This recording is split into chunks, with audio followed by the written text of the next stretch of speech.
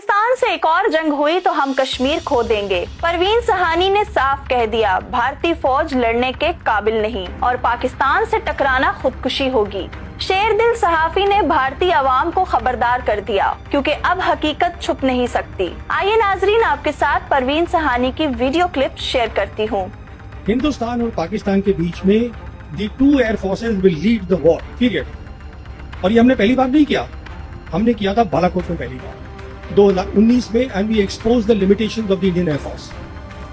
हमने बालाकोट में हमारी एयरफोर्स ने ऑपरेशन बंदर करा, चुपके से जाकर वी कॉट देम अनअवेयर, उनके रडार्स बंद थे, we cross their air space और हम अपना BBR छोड़ कर आ गए। Next morning they retorted, they came back to us. मतलब याद होगा आप लोगों को, दिन के टाइम उन्होंने किया और उनका फोकस क्या था? उनका फोकस था military targets, not non military targets.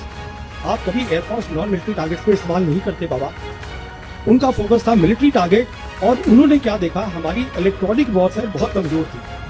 Simple words में इलेक्ट्रॉनिक वॉरफेयर का मतलब ये होता है कि काबिलियत की आप दूसरे का कम्युनिकेशन को जैम कर दो। तो हमारे जो ऑफिसर थे, उनका कम्युनिकेशन जैम हो गया, he was taken prisoner of war. हम कुछ लेसन नहीं सीखे, बट वो सीख गए कि इलेक्ट्रॉनिक वॉरफेयर पे फोकस करो। दिस इज द प्रार्थना करते हैं कि कभी पाकिस्तानी सेना के हाथ न लगे, हमें वापसी की उम्मीद नहीं होती। वहाँ की सेना आपको नहीं छोड़ेगी। Pakistan's army is considered the most dangerous in the world. Guess the top 10 best armies in the world. Pakistan. Pakistan is a better army than the USA. Which country is more dangerous to the United States, Pakistan or Iran?